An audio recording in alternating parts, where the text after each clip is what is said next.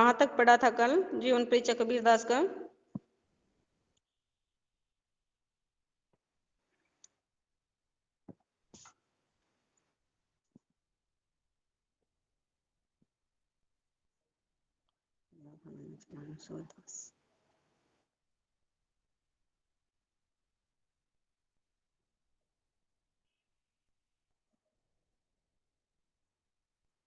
हाँ बोलिए। हाँ, स्क्रीनशॉट लेती हूँ इससे। क्या? हाँ कर देना, ये ठीक रहेगा। वैसे मेरे पास स्क्रीनशॉट काफी इकट्ठे हो जाएंगे क्योंकि एक बार में तो हो नहीं पाता ये।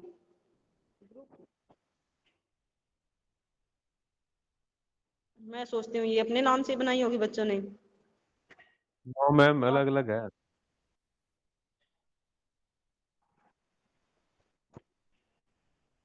नाम सर्च करना पड़ता है मुझे, और नाम भी कई बच्चों ने अपने घर वालों के नाम से बनाई हुई है।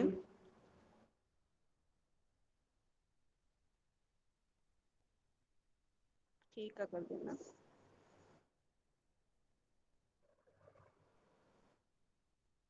रोल नंबर ही लिख के सेंड करना, ठीक है?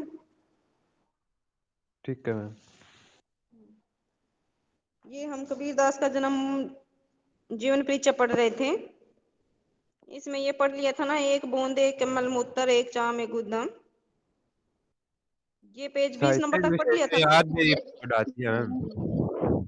क्या? साहित्यिक विशेषता याद भी पढ़ाती थी आपने। हाँ, आदि मैंने 20 नंबर पेज तक पढ़ा दी थी। यानी उनकी दृष्टि में ना तो कोई गरीब है, ना कोई अमीर है, ना कोई ब्राह्मण है, ना कोई शूद्र है। ये सारी बातें पढ़ ली थी ना? Yes ma'am. सभी लोग एक ही परमात्मा की संतान है। तो इससे अगला है, लोका जानी न भूलो भाई, खालिक खलक खलक में खालिक सब घट रहे हो समाई। अल्लाह एके नूर अपनाया ताकि कैसी निंदा, ता नूर थे सब जग किया कौन भला कौन मंदा। ता अल्लाह की गति नहीं जानी गुरु गुड़ दिया मीठा, कहे कबीर में पूरा पाया सब घटी साहिब दीठा। लोका जानी न भूलो भाई, ये संसार के लोगों को कबीरदास जी संबोधित कर रहे हैं। लोका जानी न भूलो भाई, लोका यानी संसार में, जानी न भूलो भाई जानकर न भूलो भाई, यानी इस संसार में आकर के अपने आप को मत भूलो भाई। यानी सभी लोगों को संबोधित करते हुए कबीरदास जी कहते हैं, खालिक खलक खलक में खालिक, खालिक खालिक होता है परमात्मा, खलक होता है संसार की, खलक में खालिक, संसार में खालिक है, यानी परमात्मा संसार में है और संसार परमात्मा में है। सब घट रहे हो समाई, सब घट यानी सभी घटों में सभी शरीरों में रहो रहता है, समाई समाया हुआ। यानी ये संसार ही परमात्मा है, परमात्मा ही संसार है और संसार ही परमात्मा है, और परमात्मा हर एक शरीर में समाया हुआ है। अल्लाह एके नूर अपनाया ताकि कैसी निंदा, अल्लाह यानी ईश्वर ने, परमात्मा ने, एके एक नूर ज्योति उपनाया उत्पन्न की है, यानी परमात्मा ने ही एक ज्योति को उत्पन्न किया है, या परमात्मा ही एक ज्योति है, एक प्रकाश है। ताकि कैसी निंदा, ताकि यानी उसकी कैसी निंदा, कि उसकी हम किस प्रकार से निंदा कर सकते हैं, किस प्रकार से बुराई कर सकते हैं। तानूर ते सब जग किया, तानूर यानी उस नूर ने, उस ज्योति ने, उस प्रकाश ने सब जग किया, सब यानी सारा जग संसार किया, किया है यानी बनाया है, कि उस परमात्मा ने ही सारा संसार बनाया है। कौन भला कौन मंदा, तो फिर इसमें कौन भला और कौन बुरा, मंदा होता है बुरा, कि फिर उसने एक ही व्यक्ति ने सब कुछ बनाया है संसार, तो इसमें कौन भला हो सकता है और कौन बुरा हो सकता है। कहने का मतलब एक व्यक्ति ने जो काम किया है वो उसने अवश्य ही ठीक ही किया होगा। ता अल्लाह की गति नहीं जानी गुरु गुड़ दिया मीठा, ता अल्लाह की यानी उस अल्लाह की, उस परमात्मा की गति को, अवस्था को किसी ने नहीं जाना है, यानी परमात्मा की अवस्था किस प्रकार की हो गई है, गुरु गुड़ दिया मीठा, कि जिस प्रकार से कोई गूंगा व्यक्ति गुड़ खा लेता है तो भी वो उसके मिठास को वर्णित नहीं कर सकता है, उसी प्रकार से इस संसार को एक ईश्वर ने बनाया है, उसको शब्दों में वर्णित नहीं किया जा सकता। कहे कबीर मैं पूरा पाया सब घटी साहिब दीठा। कहे कहते हैं कबीर कबीरदास मैं पूरा पाया कि मैंने पूर्ण रूप से पा लिया है, प्राप्त कर लिया है। सब घटी साहिब दीठा, सब घटी यानी सब शरीरों में या सब मानव के अंदर साहिब परमात्मा दीठा दिखाई देता है या मैंने देखा है कि मैंने उस ईश्वर को, उस निर्गुण परमात्मा को अच्छी प्रकार से पा लिया है। उस परमात्मा को पाने के बाद ही मुझे सभी मनुष्यों में परमात्मा दिखाई देते हैं।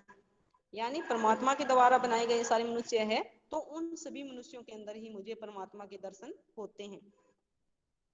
कबीरदास अपनी ऐसे ही धारणाओं, मान्यताओं तथा स्थापनाओं के कारण मानवतावादी चेतना के शिखर पर प्रतिष्ठित दिखाई पड़ते हैं। यानी कबीरदास जी की इसी मान्यताओं के कारण, इन्हीं बातों के कारण उनको मानवतावादी चेतना का एक प्रतिष्ठित, एक प्रसिद्ध कवि भी कह सकते हैं। एक मिनट बच्चों, क्या था कि क्लास के बाद आ जाना, ठीक है।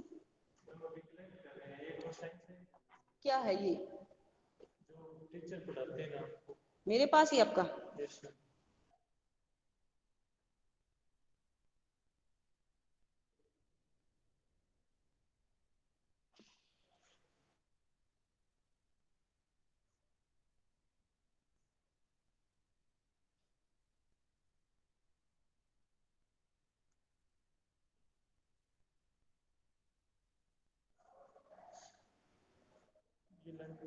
क्या बस कोई सिग्नेचर वगैरह?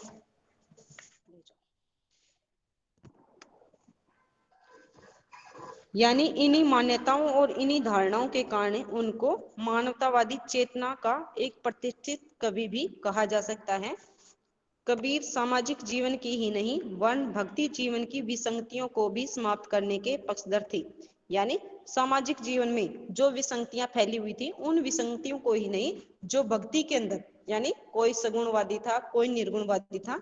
जो सगुणवादी होते हैं वो तो जैसे रूप आकार मानते हैं परमात्मा का, अवतारवादी मानते हैं परमात्मा को। जैसे कोई कहता है मेरा कृष्ण है, कोई कहता है मेरा राम है, कोई हनुमान को मानता है, कोई शिव को मानता है।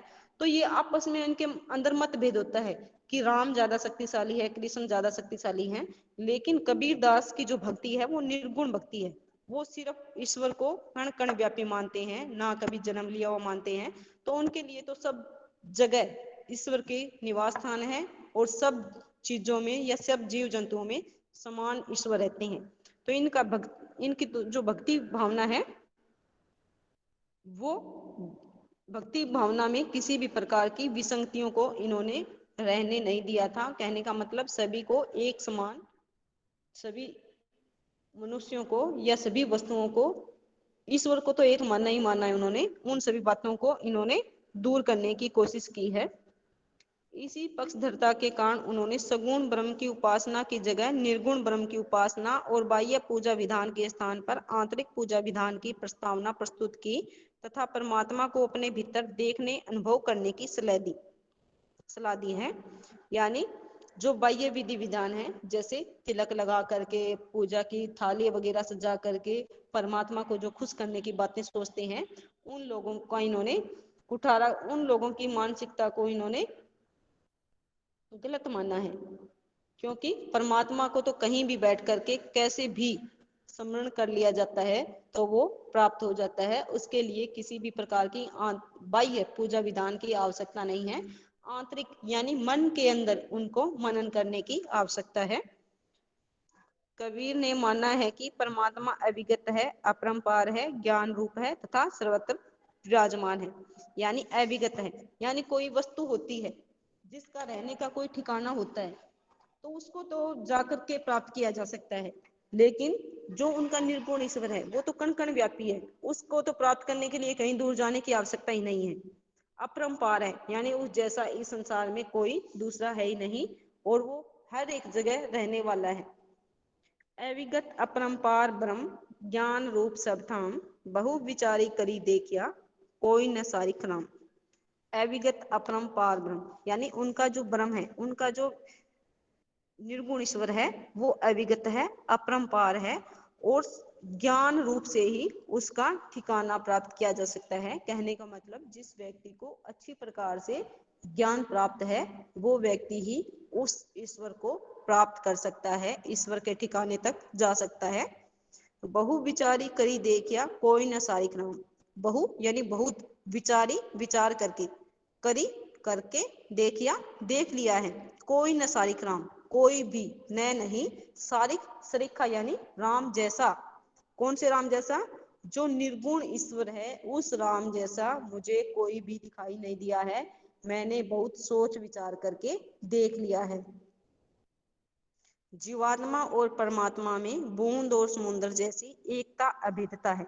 यानी जैसे हम जीव है और परमात्मा है, उनमें किस प्रकार का संबंध है? जैसे समुद्र और बूंद के अंदर जो संबंध है वो ही जीवात्मा का और परमात्मा का संबंध है। यानी जब तक पानी की बूंद है समुद्र से अलग है तो वो अपना एक रूप आकार लिए हुए है, लेकिन जब वो समुद्र के अंदर मिल जाती है तो समुद्र वाले पानी को और उस बूंद वाले पानी को अलग अलग करके नहीं देखा जा सकता है। उसी प्रकार से जीव है वो अपने रूप में आया हुआ है और जब वो परमात्मा के अंदर मिल जाता है तो वो एकाकार हो जाता है, एक ही रूप में बन जाता है। इस एकता अभेदता को माया तोड़ने का सब प्रयास करती है। माया है यहाँ पर बाह्य आकर्षण, यानी जो हमारी प्रवृत्ति है धन दौलत इत्यादि इकट्ठी करने की प्रवृत्ति है वो हमें प्रभु स्मरण नहीं करने देती है, यानी वो हमारे रास्ते में एक भटकाव है। कबीर अपनी भक्ति और दर्शन में लोगों को माया से सजग रहने की सलाह देते हुए चलते हैं। यानी अपनी भक्ति भावना से या अपने दार्शनिक विचारों से कबीरदास कहते हैं कि हमें माया के बंधन में नहीं बंधना चाहिए। कबीर मूलत भक्त है, समाज सुधारक है, साधक है, मानवतावादी संत है, उसके बाद कवि है। देखो कबीरदास का कोई आशय ये नहीं था कि मैं अच्छा कवि बनूं, उससे पहले ये एक भक्त थे, यानी एक संत भक्त थे और समाज को सुधारने वाले थे, साधना करने वाले थे और मानव के दुखों को दूर करने वाले थे, मानव के बारे में सोचने वाले थे। उसके बाद इन्होंने कवि वाला जो संज्ञा है वो प्राप्त की है। कविता न तो उनके जीवन का प्रयोजन था और न ही ध्येय, यानी कविता करना उन्होंने अपने जीवन का ध्येय नहीं बनाया था। उनका विचार नहीं था कि मैं एक अच्छा कवि बनूं। शब्दों और मात्राओं को गिनकर वे कविता करने वाले नहीं थे, यानी शब्दों और मात्राओं को गिनेगा तो कोई शास्त्रीय व्यक्ति होगा, लेकिन ये किसी भी प्रकार से अच्छा कवि बनने वाली विचारधारा नहीं रखे हुए थे। उन्होंने जो समाज के अंदर देखा उन बातों को ही अपनी वाणी के माध्यम से लोगों के सामने रख दिया और इनकी वाणी को इनके शिष्य सुंदरदास ने लिपिबद्ध कर दिया था।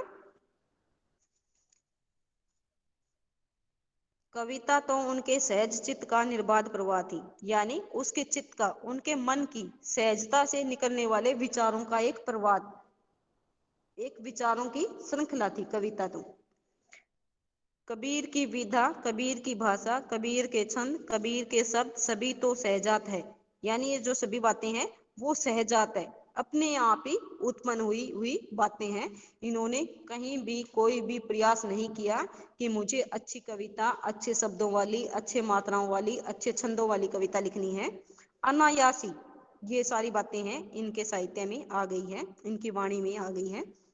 कबीर की कविता में साखी शब्द तथा रमेणी छंदों का प्रयोग है, यानी इन्होंने एकमात्र रचना जो इनकी थी उनकी वाणी का जो संकलन है उसका नाम बीजक है और बीजक को 3 भागों में बांटा गया है, जिसमें साखी शब्द और रमेणी। रमेणी की सृष्टि दोहा चौपाई छंदों के योग से हुई है। रमेणी है वो दोहा चौपाई छंद में लिखी गई है। उक्त तीनों छंदों के बहुतायत प्रयोग के साथ कबीर वाणी में कहरा, हिंडोला, बावनी, चौंतीसा, थीती, वार, बेली, बिरहुली, विषमतीसी, विप्रमतीसी आदि छंदों का प्रयोग हुआ है। यानी इतने जो छंदों के नाम आए हैं ये छंद बिना प्रयास के, यानी अनायास ही इनकी वाणी में आ गए हैं। इतना ही नहीं, कबीर के ये छंद गेय मुक्तकों के वैशिष्ट्य से अरोत प्रोत है और उसमें भाव सघनता और बाहो गहनता की सर्वत्र व्याप्ति है। यानी इनके मुक्त जो छंद है, इनके जो वाणी है, उसके अंदर संगीतात्मकता का गुण भी विद्यमान है। आपने जैसे सुबह सुबह मंदिर वगैरह पर, मंदिर के अंदर कबीरदास की वाणी को सुना होगा, तो एक गेयता का गुण भी इनकी वाणी में विद्यमान है। एक अच्छा भाव, एक अच्छा विचार इनकी वाणी के माध्यम से हमें मिलता है। कबीर की कविता में किसी प्रकार की शास्त्रीयता की खोज व्यर्थ है, क्योंकि कबीरदास है वो शास्त्रीय बातों पर तो विश्वास रखते ही नहीं थे। जैसे प्राचीन धार्मिक ग्रंथ है, वेद पुराण है, उन बातों को ये सच्चा नहीं मानते थे। जो समाज के अंदर यानी जो प्रत्यक्ष हमारी आंखों के सामने घटित हो रहा है, उन बातों पर इन्होंने विश्वास किया है। भाषा में तो वह और भी कठिन है, संस्कृति है कूप जल, भाषा बहता नीर, कहकर उन्होंने जन भाषा में अपनी वाणियों को प्रस्तुत किया है। यानी जन सामान्य की जो भाषा है, उस भाषा में ही उन्होंने अपनी वाणी को फैलाया है। क्योंकि यदि ये शास्त्रीय बातों को या विशेष प्रकार के छंदों को, मुहावरों को लेकर के वो करते, अपनी वाणी बोलते, तो हो सकता था कुछ एक पढ़े लिखे लोगों के समझ में उनकी बातें आए। तो इन्होंने जन भाषा का प्रयोग क्यों किया है? क्योंकि अनपढ़ लोगों को भी इन्होंने समझाने की कोशिश की है। तो जो जन भाषा यानी जो लोग बाग बोलते थे, उस भाषा का इन्होंने प्रयोग किया है अपनी वाणी में। अवधी, भोजपुरी, खड़ी बोली, पंजाबी, राजस्थानी आदि भाषाओं के योग से तथा अपने व्यक्तित्व के जोड़ से कबीर की भाषा का निर्माण हुआ है। यानी अवधी जहां भी गए हैं, जैसे ये फक्कड़ प्रवृत्ति के व्यक्ति थे, संत कवि थे, तो ये एक स्थान पर टिक करके नहीं रहते थे, इधर उधर आते जाते रहते थे। तो जहां भी जाते थे, वहां की भाषा के शब्द है ये ग्रहण कर लेते थे और उन्हीं शब्दों में ये वहां के लोगों को समझाने की कोशिश करते थे। इसी विविधता भरी निर्मिति के कारण कबीर की भाषा पंचमेल खिचड़ी भाषा तथा सदुखड़ी भाषा कहलाती है, और उनके व्यक्तित्व के जोड़ से वह और भी बेजोड़ हो जाती है। यानी इसी प्रकार से अलग अलग भाषा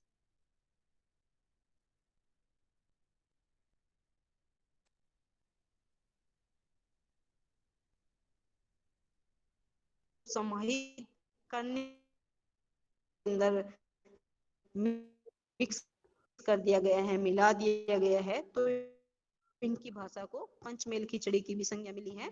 और सदुकड़ी यानी साधु लोगों के द्वारा बोली गई भाषा भी इनको कहा गया है। और इनके व्यक्तित्व को एक बेजोड़ पहचान भी दिलवाता है। तो यह कहने के लिए विवश हो जाना पड़ता है कि भाषा पर कबीर का जबरदस्त अधिकार था। यानी आचार्य हजारी प्रसाद द्विवेदी कहते हैं कि भाषा पर कबीरदास का जबरदस्त अधिकार था। वे वाणी के डिक्टेटर थे। वाणी के यानी डिक्टेटर होना, निरंकुश शासक होना, यानी वो वाणी पर अपनी मनमानी चलाते थे। जिस बात को उन्होंने जिस रूप में प्रकट करना चाहा है, उसे उसी रूप में भाषा से कहलवा लिया। बन गया तो सीधे सीधे, नहीं तो दरेरा देकर। कहने का मतलब कि उनके मन में जैसी बातें आई, यानी जिस स्थान पर गए वहां की भाषा को इन्होंने ग्रहण कर लिया और उसी तरीके से उन्होंने कह दिया। यदि चल गया तो सीधे सीधे, नहीं तो जोर जबरदस्ती से भी उन्होंने उस बात को कहा और लोगों तक पहुंचा दिया। भाषा कुछ कबीर के सामने लाचार सी नजर आती है, उसमें मानो ऐसी हिम्मत ही नहीं कि इस लापरवाह हक, यानी भाषा इसके सामने, इनके सामने लाचार नजर आती है, और भाषा में कोई ऐसी हिम्मत नहीं कि इस फक्कड़ व्यक्ति की बात को ना कर सके। यानी जो बात इनको कहनी है उसी भाषा में कहनी है। किसी का दबाव इन पर नहीं था, ना भाषा का था और ना लोगों का था। सार रूप में कहा जा सकता है कि कबीर समाज सुधारक है, समन्वयकारी है, मानवतावादी है तथा वाले संत कवि है। वे भारतीय समाज और हिंदी साहित्य की अप्रतिम अनूठी निधि है। यानी इन सभी बातों को पढ़ने के बाद हमें पता चल गया है कि वो एक अच्छे समाज सुधारक थे। लोगों के अंदर समानता की भावना निर्गुण ईश्वर को, निर्गुण ईश्वर के स्वरूप का गायन करने वाले संत कवि थे, और वे भारतीय समाज और हिंदी साहित्य की एक अद्भुत अनूठी निधि के रूप में थे। यानी एक अच्छे व्यक्ति के रूप में, एक अच्छे समाज सुधारक के रूप में हम कबीरदास को रख सकते हैं। इस पर कोई भी उंगली नहीं उठा सकता। कहने का मतलब कोई भी इस बात को नकार नहीं सकता कि कबीरदास अच्छे व्यक्ति नहीं थे। सारे गुण जो एक अच्छे व्यक्ति के गुण होते हैं वो कबीरदास के अंदर विद्यमान थे। आ गया समझ? Yes ma'am.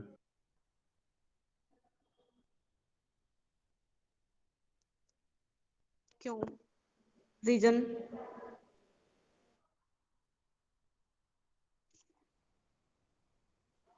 रीजन क्या है बोलो? आवाज नहीं आ रही थी क्या? बुक तो रखनी चाहिए। हाँ मैं ये कह रही हूँ बुक अपनी खरीद लो, ज्यादा महंगी भी नहीं है ये।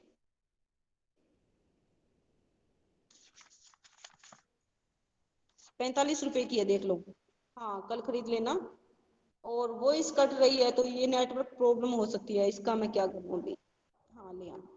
ठीक है अभी लेफ्ट हो जाओ, मेरा अगली क्लास का टाइम हो गया है।